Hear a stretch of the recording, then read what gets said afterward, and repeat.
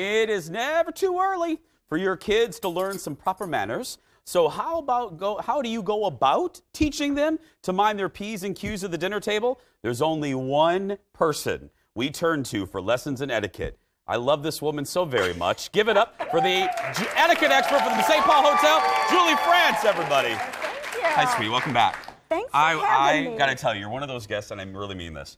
You're one of those guests, when I see your name on the board, we have a board where we keep, I get excited because I find you to be a delight on our show. Well, so we thank have you very fun much. together, don't we? We have a good time, that's right. I have to tell you, people were loving that whole thing about shut the door, and you're like, Julie, for the Valentine's Day, isn't that a little rude? Shut the door. Oh, I know. Yeah. Julie told like if a date was going bad, she just shuts the door, and I love that. Okay, so let's get started. Okay. This is kids and dinner table we manners. have some kids here. They're all very polite, though. I'm sure. Yeah. Yes. Okay.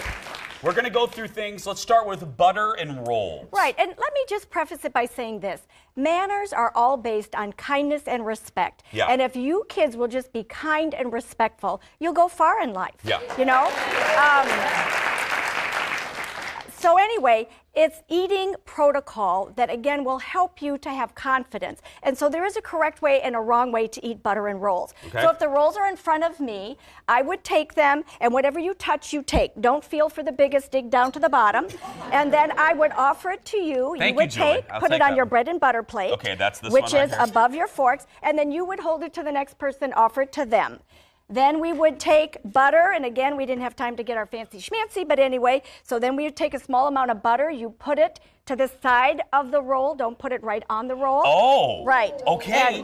I'm learning that, and I Right learned to the all my side. table manners from that scene in Pretty Woman. So this is, Yeah, probably there we not go. such a good idea. Thank you, audience. So- Everyone knows what scene I'm talking about. Okay, so you put a little bit like Right, that. and then you would pass that on. Okay. And the reason you don't put it directly on the roll is that that's a community knife. And then you could get breadcrumbs on the knife, and now it's going to go back into the community butter. Okay. And so all the rules are designed to, again, help you to eat efficiently. So the correct way now is that you will take the roll, you break off a bite-sized piece, then you take your butter a bite, and then you eat a bite. You do not take the roll, do not cut it in half, do not hold it, slather butter all over, because then when you go to take a bite, you're going to get butter up your nose, on your cheeks. Pretty soon it's dripping down the fingers, and you see people licking their fingers. And it's very simple. You don't have to make this big mess. It's break off a bite, butter a bite, and eat a bite. So that's how you eat butter and rolls. I won't do that anymore. Okay, let's move to how to eat soup. Soup. Okay, well, so I have to pour you a little bit of soup because That's fake soup, fake soup, but Okay. that's okay. It will work. There is a correct way to do that. Also, there's a little saying I teach my students, and it sounds like this. As the ship goes out to sea, I dip the spoon away from me. And the rule is that you want to dip, catch drips from the back so that you're not spilling all over the front of you. So you hold it like a spoon, or like a pencil. It's a spoon. You hold like a pencil. I'm left-handed, though, so let me do this. So you're going to do that. So then you're going to dip what's in. what's that dance song? As the ship goes out to sea, you're going to dip away. As the ship. That way. As the ship goes out to sea, I dip the spoon away from me. Okay, as the ship goes out to sea, I dip the spoon away from me. And then lean forward slightly. Sip from the side. As the ship goes out to sea, I dip the spoon away from me. Sip from the side. Don't take your mouth down to the bowl, but you lean forward slightly. Julie, now come on, Julie. People don't do that, do they, Julie? Yes, they do, and some people even pick the bowl up and drink from it like that. Cannot do that. I've done that at the Olive Garden. I'm At sorry. the Olive Garden. I've done it at the Olive Garden. Garden. Of your home. No. And then if there's a little bit left, you dip it away from you. Just tip it away and then scoop out that last little bit, not towards you. The whole key again with soup is you don't want it to spill on you. So you're doing everything away to catch the drips. Name tags. Name tags. Name tags for kids. Yes, well, name tags for everybody. Yeah. Name tags go on the right, close to the shoulder. Wherever you put the name tag, you're inviting people to look. So when women put it in the middle of their chest, not such a good idea because you're inviting people to look, right? Or in the middle of their belly, but it goes to the upper right. And the reason for that is, Jason, when we shake hands, Hello. Then I have a straight line to go right up and refresh my memory. Jason, good to see you again, Jason. See, kids? That's Yeah, right. yeah. There's a reason for every little rule of etiquette. Okay, do's and don'ts for holding silverware. Yes. There is what we call the American style and the continental style of eating.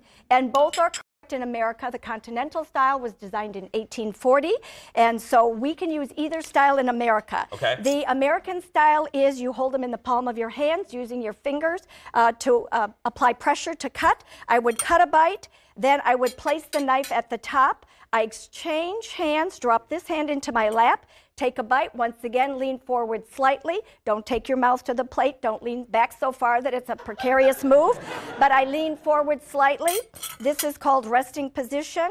And so it's a constant shifting, so we call it zigzag. Isn't the food cold by the time you eat it? Well, and that's why Lord. I'm going to show you another way that is more efficient. Can we do it on the other side of this Yes, commercial? yes. More with Julie. Plus, Julie has a few luncheons coming up geared toward children. Those are on April 14th and May 19th at the St. Paul Hotel. For more information, go to stpaulhotel.com. We're not done just yet. After the break, she's answering some of your etiquette questions from Facebook. More with Julie when we come back. Back in a moment.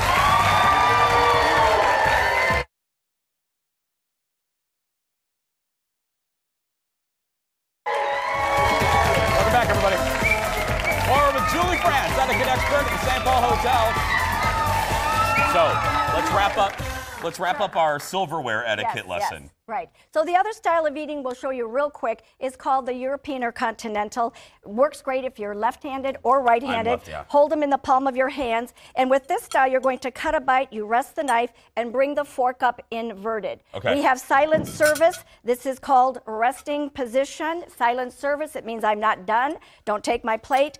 And if you pretend your plate is a clock, 12, 6, 4, and 10, put them in what we call the finish position. That indicates to the server, I am finished, you may take my plate. Also, for a hostess like me, I'm always watching when you come over for dinner. Are you finished? Are you still eating? And want to make sure that I pace myself with you. Now, if you put the silverware in the wrong position and they go to grab your food, you can yell at them, can't you? Well, in a very nice way. I'm just joking. Yeah, okay, here we go. Please don't take my plate. Yeah, we had our viewers on Facebook send in their own questions for Julie. So you ready to go? I'm ready. We'll try to get through as many of these as we can. Nancy, hello, Nancy. She writes, I've been ordering groceries online. How much should I tip on top of fees and delivery charges? Okay, TIP stands for to ensure promptness. And it started back when letters... Shut up, really? Yes, and it started when letters were delivered by horse and buggy. So they would give them a little extra cash to make sure you delivered it promptly. So tips should be given out of the spontaneity, generosity of your heart. With that being said, some grocery delivery places will say don't tip, but honey, if someone's delivering groceries in Minnesota, 12 feet of snow, 20 below, boy, you better have a 20 ready to give that guy. Yes.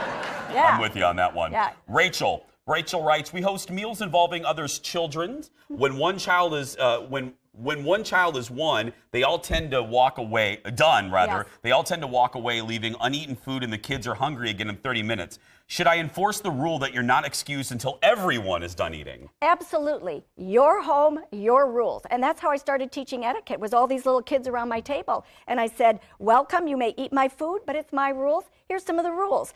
If you are done, maybe have a little bit more, or don't shovel that food in quite so fast, and pick up the pace with conversation. But no, you're not allowed You're to not finish. contributing, Timmy, to the conversation. That's right, yeah. And we did. We would practice conversation. If you're done, the wait's on you now. Start talking. We're talking Mideast peace. What do you want to say? Okay, so your house, your rules. It's the first time Mideast peace has ever been said on our show, FYI. Rebecca writes, if I go to a friend's house for dinner and they serve something I don't like, what's a polite way to say it without hurting their feelings? Don't be fussy, just be grateful. Keep your little lips closed. If you can't be kind, be quiet. And again, did that person fix you something to try to kill you? No. Put a little bit on your plate, and this is a rule of etiquette. Yeah. If you try a little bit, and if it's like in your mouth and you're thinking, this ain't going to go down so well, take a sip of beverage, move it around your plate, hide it under the parsley, and keep moving, but don't you say a word. Okay. What if they are trying to poison your food? Yeah. Let's go to Lisa. You love this question. This is a modern question. What does the bride do with her phone when she's getting married? Your phone is not one of your major organs that you cannot live without. And isn't that the truth? I mean, we have people that they think it's just part of them, and if they're separated, they go into an anxiety attack. Honey, Lisa, this is a day where if ever you want to be present, it is your wedding day. Yes. There will be video photographers, and about 200 people taking pictures. Put that phone away and be present and enjoy every moment. Yeah, I would agree with you, absolutely. Marsh. Well, can I say this real quick? Say whatever you want. I gotta say this real quick. Because I am so grateful. My son was married a month ago to the most beautiful daughter-in-law. Her name is Allie. And so I had to give that speech to myself. And I said, Julie, enjoy this day. She's got all these people. Be present. I put my phone away. So when people said, do you have any photos? I'm like, no, I was there. I enjoyed every beautiful moment. Look at you. Congratulations, by the way.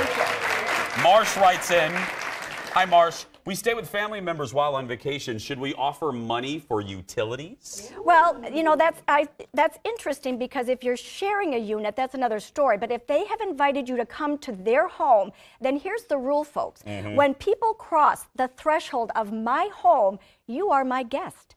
I will feed you. I will take care of you. I will entertain you. With that being said, a savvy guest will arrive with a hostess gift, chocolate, bottle of wine, whatever you think they will like.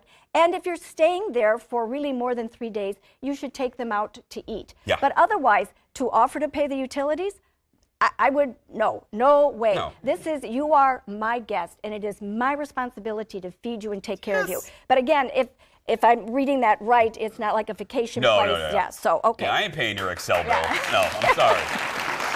Give it up for Julie and for everybody. For more information on her etiquette luncheons for kids, go to stpaulhotel.com.